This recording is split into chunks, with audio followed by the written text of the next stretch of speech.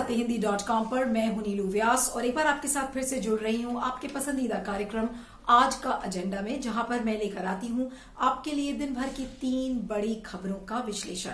आज की लिस्ट की बात करते हैं। हमारी पहली खबर है किस तरह से बीजेपी के सांसद निशिकांत दुबे ने आज एक सलाह दे डाली है नीतीश कुमार को शराबबंदी के संशोधन के मामले में। इसके डिटेल्स आपको बताएंगे, क्या कुछ कहा उन्होंने और किस तरह से जेडीयू भी भड़क उठी है, इसका विश्लेषण करूंगी। हमारी दूसरी स्टोरी है कि किस तरह से बराक ओबामा की एक बुक रिलीज हुई है जिसमें उन्होंने राहुल गांधी को एक कच्चा नेता होने की बात कही है। इसको लेकर किस तरह से बीजेपी के लिए बल्ले बल्ले सिचुएशन है वो मैं आपको बताऊंगी। और हमारी जो तीसरी स्टोरी है वो है stand up comedian Kunal Kamra की, जिन्होंने जिस तरह से अपने ट्वीट के जरिए और आज एक ओपन लेटर लिखा है जजेस को और के वेणुगोपाल को भी कि उनके खिलाफ अगर कंटेम्प्ट की प्रोसीडिंग्स होंगी तो उन्हें कोई गिला शिकवा नहीं है। उन्होंने एक ओपन लेटर लिखा है सारे सुप्रीम कोर्ट के जजेस को और के वेणुगोपाल को। तो ये थी हमारी लिस्ट। अब लेकिन शुरुआत करते हैं हमारी आज की पहली बड़ी खबर से।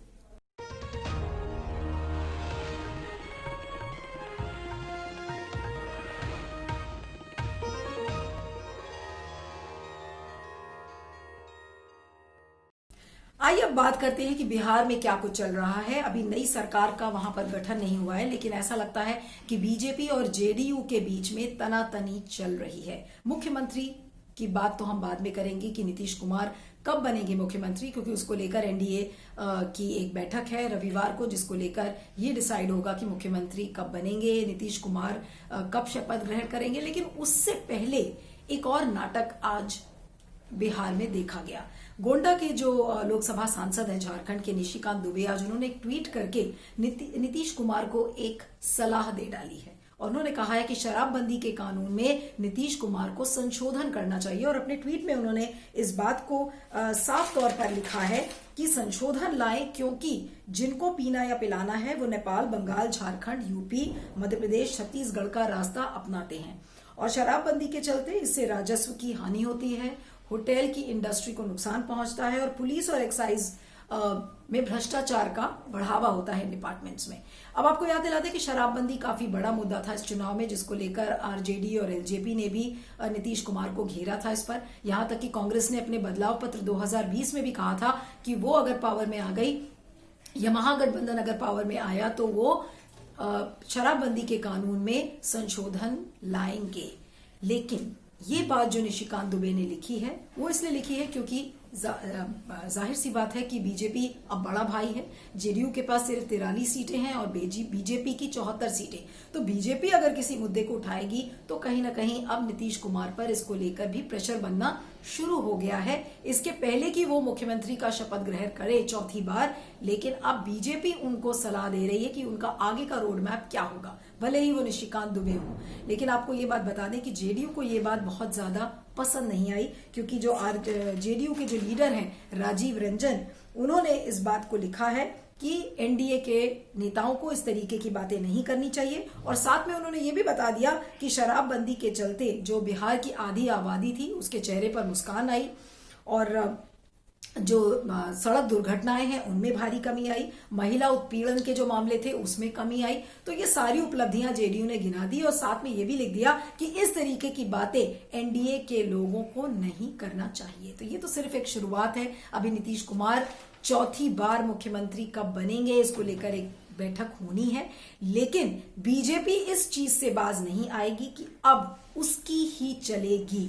बिहार में सिर्फ बीजेपी की चलेगी, क्योंकि बीजेपी अब जेडीयू का बड़ा भाई है। गए वो दिन जब नीतीश कुमार अपने आप से चीजें डिसाइड करते थे और अपने आप से रोड मैप राज्य का बनाते थे। तो आज निशिकांत दुबे के इस ट्वीट से ये बात साफ हो गई है कि आगे के जो भी बड़े डिसीजंस होंगे, शराबबंदी एक बड़ा मुद्दा था, लिकर प्रोहिबिशन, और इसको नीतीश कुमार अपनी उपलब्धियों के तौर पर गिनाते थे। तो आज उस उपलब्धियों की लिस्ट में ये पहली शुरुआत निशिकांत दुबे के ट्वीट ने कर दी है कि जेडीयू तुम छोटे भाई हो और बीजेपी मैं बड़ा भाई हूं और हम जो कहेंगे आपको उसी हिसाब से करना होगा।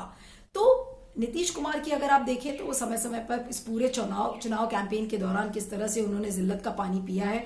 भले वो चिराग पासवान की बातें हों, ये कहते हुए कि अगर उनकी पावर अगर वो सत्ता में आते हैं तो वो नीतीश कुमार को जेल भेज देंगे, इस तरीके की बातें, और जिस तरीके से जो चुनावी रणनीति बीजेपी ने बनाई कि जेडीयू को कमजोर किया जाए, वो बातें भी किसी से छुपी नहीं हुई हैं।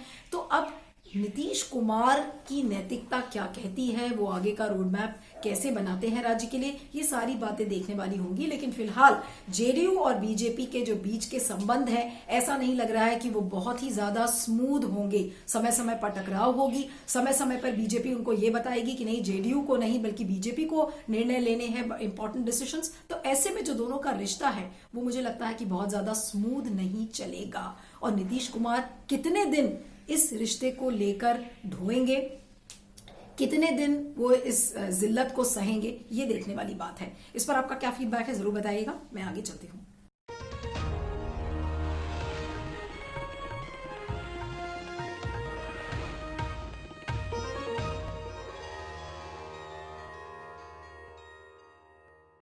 आइए अब बात करते हैं कि बिहार में क्या कुछ चल रहा है। अभी नई सरकार का वहां पर गठन नहीं हुआ है, लेकिन ऐसा लगता है कि बीजेपी और जेडीयू के बीच में तनातनी चल रही है। मुख्यमंत्री की बात तो हम बाद में करेंगे कि नीतीश कुमार कब बनेंगे मुख्यमंत्री, क्योंकि उसको लेकर एनडीए की एक बैठक है रविवार को, जिसको लेकर ये डिसाइड होगा कि मुख्यमंत्री कब बनेंगे, नीतीश कुमार कब शपथ ग्रहण करेंगे। लेकिन उससे पहले एक और नाटक आज बिहार में देखा गया। गोंडा के जो लोकसभा सांसद हैं झारखंड के, निशिकांत दुबे, आज उन्होंने एक ट्वीट करके नीतीश कुमार को एक सलाह दे डाली है। और उन्होंने कहा है कि शराबबंदी के कानून में नीतीश कुमार को संशोधन करना चाहिए। और अपने ट्वीट में उन्होंने इस बात को साफ तौर पर लिखा है कि संशोधन लाएं, क्योंकि जिनको पीना या पिलाना है वो नेपाल, बंगाल, झारखंड, यूपी, मध्य प्रदेश, छत्तीसगढ़ का रास्ता अपनाते हैं। और शराबबंदी के चलते इससे राजस्व की हानि होती है, होटल की इंडस्ट्री को नुकसान पहुंचता है, और पुलिस और एक्साइज में भ्रष्टाचार का बढ़ावा होता है डिपार्टमेंट्स में। अब आपको याद दिलाते कि शराबबंदी काफी बड़ा मुद्दा था इस चुनाव में, जिसको लेकर आरजेडी और एलजेपी ने भी नीतीश कुमार को घेरा था इस पर। यहां तक कि कांग्रेस ने अपने बदलाव पत्र 2020 में भी कहा था कि वो अगर पावर में आ गई या महागठबंधन अगर पावर में आया तो वो शराबबंदी के कानून में संशोधन लाएंगे। लेकिन ये बात जो निशिकांत दुबे ने लिखी है वो इसलिए लिखी है क्योंकि जाहिर सी बात है कि बीजेपी अब बड़ा भाई है। जेडीयू के पास सिर्फ 43 सीटें हैं और बीजेपी की 74 सीटें।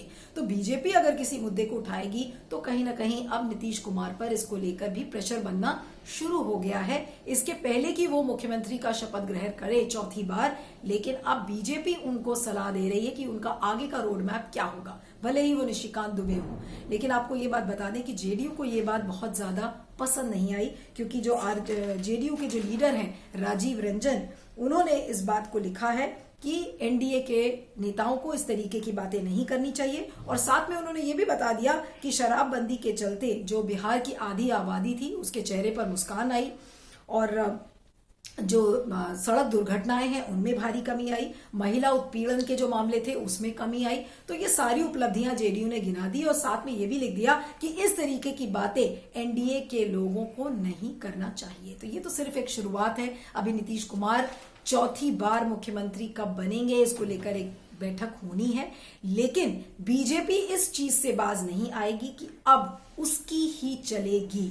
बिहार में सिर्फ बीजेपी की चलेगी, क्योंकि बीजेपी अब जेडीयू का बड़ा भाई है। गए वो दिन जब नीतीश कुमार अपने आप से चीजें डिसाइड करते थे और अपने आप से रोड मैप राज्य का बनाते थे। तो आज निशिकांत दुबे के इस ट्वीट से ये बात साफ हो गई है कि आगे के जो भी बड़े डिसीजंस होंगे, शराबबंदी एक बड़ा मुद्दा था, लिकर प्रोहिबिशन, और इसको नीतीश कुमार अपनी उपलब्धियों के तौर पर गिनाते थे। तो आज उस उपलब्धियों की लिस्ट में ये पहली शुरुआत निशिकांत दुबे के ट्वीट ने कर दी है कि जेडीयू तुम छोटे भाई हो और बीजेपी मैं बड़ा भाई हूं, और हम जो कहेंगे आपको उसी हिसाब से करना होगा। तो नीतीश कुमार की अगर आप देखें तो वो समय समय पर इस पूरे चुनाव कैंपेन के दौरान किस तरह से उन्होंने जिल्लत का पानी पिया है। भले वो चिराग पासवान की बातें हों, ये कहते हुए कि अगर उनकी पावर अगर वो सत्ता में आते हैं तो वो नीतीश कुमार को जेल भेज देंगे, इस तरीके की बातें, और जिस तरीके से जो चुनावी रणनीति बीजेपी ने बनाई कि जेडीयू को कमजोर किया जाए, वो बातें भी किसी से छुपी नहीं हुई हैं। तो अब नीतीश कुमार की नैतिकता क्या कहती है, वो आगे का रोड मैप कैसे बनाते हैं राज्य के लिए, ये सारी बातें देखने वाली होंगी। लेकिन फिलहाल जेडीयू और बीजेपी के जो बीच के संबंध है, ऐसा नहीं लग रहा है कि वो बहुत ही ज्यादा स्मूथ होंगे। समय समय पर टकराव होगी, समय समय पर बीजेपी उनको ये बताएगी कि नहीं, जेडीयू को नहीं बल्कि बीजेपी को निर्णय लेने हैं, इंपॉर्टेंट डिसीजंस। तो ऐसे में जो दोनों का रिश्ता है वो मुझे लगता है कि बहुत ज्यादा स्मूथ नहीं चलेगा। और नीतीश कुमार कितने दिन इस रिश्ते को लेकर ढोएंगे, कितने दिन वो इस जिल्लत को सहेंगे, ये देखने वाली बात है। इस पर आपका क्या फीडबैक है जरूर बताइएगा। मैं आगे चलती हूँ।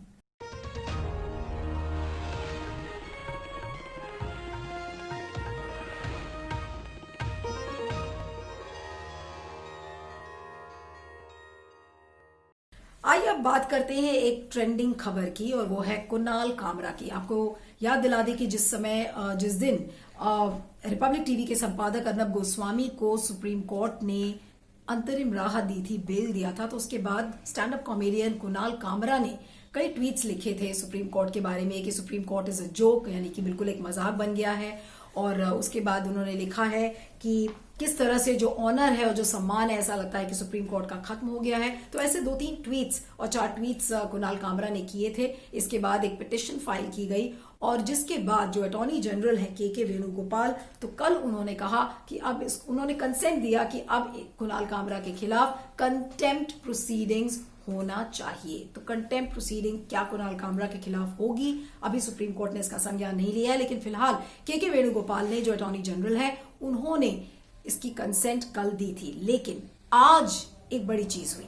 कुणाल कामरा ने एक ओपन लेटर लिखा है सुप्रीम कोर्ट के जजेस को और के वेणुगोपाल को, ये कहते हुए, और उनको ये बोला है एग्जैक्टली, और मैं आपके लिए पढ़ना चाहूंगी कि जो ओपन लेटर में उन्होंने एग्जैक्टली क्या लिखा है। कुणाल कामरा ने लिखा है कि my view hasn't changed because the silence of Supreme Court on matters of others personal liberty can not go uncriticised. तो बहुत लोगों ने, जिस दिन अर्नब गोस्वामी को बेल मिली थी, तो बहुत सारे लोगों ने कहा था कि इतने सारे लोगों की बेल पेंडिंग है, और जो ऑर्डिनरी सिटीजन्स हैं, कुछ बीमार हैं जेल के अंदर, उनको बेल नहीं मिल रही है। लेकिन क्योंकि अर्नब गोस्वामी एक ऐसे रसूख वाले पत्रकार हैं जिनको सरकार सपोर्ट करती है, तो उनके लिए सुप्रीम कोर्ट भी तत्परता से उनके समर्थन में आ गया और उसको बेल मिल गई। तो इन सारी चीजों को क्रिटिसाइज कुणाल कामरा ने भी किया था, और उन्होंने ये लिखा कि this cannot go uncriticised and I don't intend to retract my tweets और अपोलोजाइज। उन्होंने कहा है कि मुझे कोई रिग्रेट नहीं है, वो सॉरी बिल्कुल नहीं फील कर रहे हैं, तो बिल्कुल डिफाइंट है। और इस ओपन लेटर में उन्होंने लिखा है कि अगर सुप्रीम कोर्ट चाहे तो मेरे खिलाफ कंटेम्प्ट की प्रोसीडिंग्स कर सकता है। लेकिन साथ में कुणाल कामरा ने जजेस को भी हिदायत दे दी कि देखिए, मैं तो एक कॉमेडियन हूं, मेरी आदत है एक कैप्टिव ऑडियंस के सामने मजाक करने की, बोलने की, तो वो मैं करता हूं, लेकिन मुझे अगर सुप्रीम कोर्ट स्लॉट देगा तो उसका मैं हकदार नहीं हूं, क्योंकि सुप्रीम कोर्ट का टाइम मिलना बहुत मुश्किल से मिलता है। उन्होंने सुप्रीम कोर्ट के जजेस को यह भी कह दिया कि जो टाइम आप कंटेम्प्ट प्रोसीडिंग्स में मेरे खिलाफ लगाएंगे, उस टाइम को आप इस्तेमाल करें कुछ और पेंडिंग केसेस को लेकर। अगर आप उनकी सुनवाई उस टाइम में कर लेंगे, जिन केसेस का उन्होंने जिक्र किया, जैसे डिमोनेटाइजेशन, रेवोकेशन ऑफ आर्टिकल 370 जो JNK में है, उसके अलावा जो इलेक्टोरल बॉन्ड्स का इशू है, तो उन्होंने कहा कि ये टाइम अगर आप इन केसेस को डील करने में बिताएंगे तो वो ज्यादा बेहतर होगा। अब सुप्रीम कोर्ट ने अभी तक उनकी कंटेम्प्ट प्रोसीडिंग की रिक्वेस्ट को लिया नहीं है, सिर्फ कंसेंट दी है के वेणुगोपाल ने। लेकिन ये बता दें कि के वेणुगोपाल ने कहा था कि ये जो ट्वीट्स हैं ये बहुत ही ऑब्जेक्शनेबल हैं, बहुत ही खराब ट्वीट्स हैं और बैड टेस्ट में हैं, and these tweets cross the line between humour and the contempt, यानी कि ह्यूमर और कंटेम्प्ट के बीच का जो फासला है वो अगर हम उसकी बात करें तो ये जो ट्वीट्स हैं ये बहुत ही खराब ट्वीट्स हैं, और इस तरीके से कोई एक एपेक्स कोर्ट के बारे में, यानी कि शीर्ष कोर्ट के बारे में इस तरह से कोई नहीं लिखता है। लेकिन अब आपको बता दें कि 2-3 पॉइंट्स हैं यहाँ पर। कुणाल कामरा की अर्नब गोस्वामी से, एक बार आपको याद है कि वो इंडिगो फ्लाइट में जा रहे थे और किस तरह से अर्नब गोस्वामी को उन्होंने बुरा भला सुनाया था, और अर्नब गोस्वामी एकदम चुप बैठे हुए थे, तो उसको लेकर उनकी एक झड़प उस समय देखी गई थी, वो वीडियो भी बहुत वायरल हुआ था। लेकिन दूसरा मसला ये है कि आज कंटेम्प्ट की प्रोसीडिंग किस तरह से चलती है। आज कुणाल कामरा ने हिदायत दे दी है सुप्रीम कोर्ट को कि वो चाहे तो कंटेम्प्ट प्रोसीडिंग्स कर सकते हैं, लेकिन आज कहीं ना कहीं कंटेम्प्ट के मायने ये देखने पड़ेंगे कि कंटेम्प्ट का जो डेफिनेशन है कोर्ट्स को किस तरह से डील करना चाहिए। ये कॉलोनियल लॉ है, इसका इस्तेमाल किस लिए किया जाएगा? क्या फ्रीडम ऑफ एक्सप्रेशन को रिप्रेस करने के लिए, उसको दबाने के लिए क्या आप इस्तेमाल करते हैं? ये फ्रीडम ऑफ एक्सप्रेशन का मामला है क्योंकि रिफ्लेक्शन है जो सुप्रीम कोर्ट ने अपना जजमेंट दिया, उसको लेकर उन्होंने कहा था कि मुझे आपत्ति है क्योंकि ऐसे बहुत सारे लोग हैं जो जेल में, उनको बेल नहीं मिली है, जेल में हैं, और अर्नब गोस्वामी को बेल मिल गई है। तो उस चीज को लेकर उन्होंने अपनी आपत्ति जताई है और कहा है कि अगर चाहे तो आप कंटेम्प्ट प्रोसीडिंग्स कर सकते हैं। लेकिन आपको बता दें भी हाल में प्रशांत भूषण के खिलाफ भी कंटेम्प्ट प्रोसीडिंग्स हुई थी और जिस तरीके से वो सुनवाई चली थी और बाद में उनको ₹1 का फाइन देने को सुप्रीम कोर्ट ने कहा था, तो आज कहीं ना कहीं मुझे लगता है कि कंटेम्प्ट प्रोसीडिंग्स को भी इस पे मंथन होना चाहिए और शायद जजेस की एक बॉडी हो या किसी को तो इस बात के लिए मंथन करना चाहिए कि सुप्रीम कोर्ट की जो पावर्स हैं या जो कंटेम्प्ट ऑफ कोर्ट की जो पावर्स हैं उनको कब इस्तेमाल किया जाए। आपको याद दिला दें कि जिस समय अर्नब गोस्वामी की हियरिंग चल रही थी तो कोर्ट में जजेस ने क्या कहा था। महाराष्ट्र सरकार के वकील जो अमित देसाई है उनको ये बोला था, ये कहते हुए, और जब पुल अप किया था महाराष्ट्र सरकार को तो ये कहा गया था कि मीडिया वाले राज्य सरकारों को अगर कुछ बोलते हैं तो राज्य सरकार को इग्नोर करना चाहिए। लेकिन आज सुप्रीम कोर्ट की जब बारी आती है, जब जजमेंट के बारे में हम बोलते हैं या किसी जज के बारे में बोलते हैं कि उसने ऐसा जजमेंट क्यों सुनाया, तो आज जजेस फिर उसे कंटेम्प्ट का केस क्यों मानते हैं? सबसे बड़ा सवाल है, इस पर गौर करिएगा कि जज खुद कहते हैं मीडिया वालों से, उन्होंने कहा भी है अर्नब गोस्वामी के मामले में कि राज्य सरकारों को कोई फर्क नहीं पड़ना चाहिए अगर मीडिया कुछ कहता है, and they should ignore what media says. इन्होंने, जजेस ने कोर्ट के अंदर इस बात को कहा था। तो अगर राज्य सरकारों को इसे इग्नोर करना चाहिए, तो अगर एक स्टैंड अप कॉमेडियन अपना एक पर्सनल व्यू देता है, यहां पर मैं तरफदारी नहीं कर रही हूं कुणाल कामरा की, या मैं उनकी तरफदारी बिल्कुल नहीं कर रही हूं कि नहीं ये कुणाल कामरा जो कह रहे हैं वो सही कह रहे हैं, नहीं। लेकिन आज मेरा सवाल ये है कि जब आप राज्य सरकारों को ये कह रहे हैं कि आप उसे इग्नोर करिए, आपके खिलाफ जो मीडिया कह रहा है, तो जो पर्सनल ओपिनियंस हैं, जो फ्रीडम ऑफ एक्सप्रेशन के तहत जो लोग इसको एक्सप्रेस करते हैं, तो आप इसे कैसे इसका कंटेम्प्ट का कोर्ट मानेंगे? इनफैक्ट जो सुप्रीम कोर्ट के जज थे उन्होंने इस बात का भी संज्ञान लिया था अर्नब की हियरिंग के दौरान कि किस तरह से एक लड़की ने कोरोना के बारे में लिखा था और उसके खिलाफ पुलिस ने FIR दर्ज की थी। तो ये सारी बातें उस हियरिंग में आई थी। तो आज क्या सुप्रीम कोर्ट कुणाल कामरा के खिलाफ कंटेम्प्ट की प्रोसीडिंग्स करेगा? और अगर करेगा तो कहीं ऐसा ना हो कि एक बार फिर से कोर्ट का मजाक बन जाए, जिस तरीके से प्रशांत भूषण की प्रोसीडिंग्स के दौरान बना था और इतना प्रेशर सुप्रीम कोर्ट पे पड़ा था क्योंकि इसके बारे में एक मॉरल बैटल जीती थी प्रशांत भूषण ने। इसके बाद सुप्रीम कोर्ट के पास भी कोई ऐसा जरिया नहीं था सिवाय इसके कि वो ₹1 का फाइन अदा करते। तो आज बात कहीं ना कहीं जाकर इस पर अटक गई है कि जिस तरह से सोशल मीडिया पे एक नैरेटिव बनता है तो उसे हम फ्रीडम ऑफ एक्सप्रेशन माने, कहां पर हम अपनी लक्ष्मण रेखा ड्रॉ करें। और तीसरी बात कंटेम्प्ट ऑफ कोर्ट की है कि हम इसे कब इस्तेमाल करें, हमें कब इस्तेमाल करना चाहिए, उसको कहीं ना कहीं मुझे लगता है कि रीडिफाइन करने की जरूरत है। लेकिन जब मैं ये बोल रही हूं तो मैं एक बार फिर से दोहरा रही हूं कि मैं कुणाल कामरा की यहां पर तरफदारी नहीं कर रही हूं और ना ही मैं कोर्ट की अवमानना कर रही हूं। यहां पर मैं सिर्फ कुछ तथ्य हैं जो आपके सामने रखना चाहती हूं, उस पर आप अपना फीडबैक जरूर दीजिएगा। आज के एजेंडा में आज की जो 3 बड़ी खबरें थी उसमें उतना ही। आप मुझे ट्विटर पर फॉलो कर सकते हैं, मेरा ट्विटर हैंडल है @neelu317। बताइएगा आपको मेरा एनालिसिस कैसा लगा। बने रहिएगा सत्यहिंदी.com पर। Thank you so much. सत्य हिंदी के और वीडियोस को देखने के लिए हमारे YouTube चैनल को सब्सक्राइब करें और सीधे नोटिफिकेशन पाने के लिए बेल आइकन दबाएं।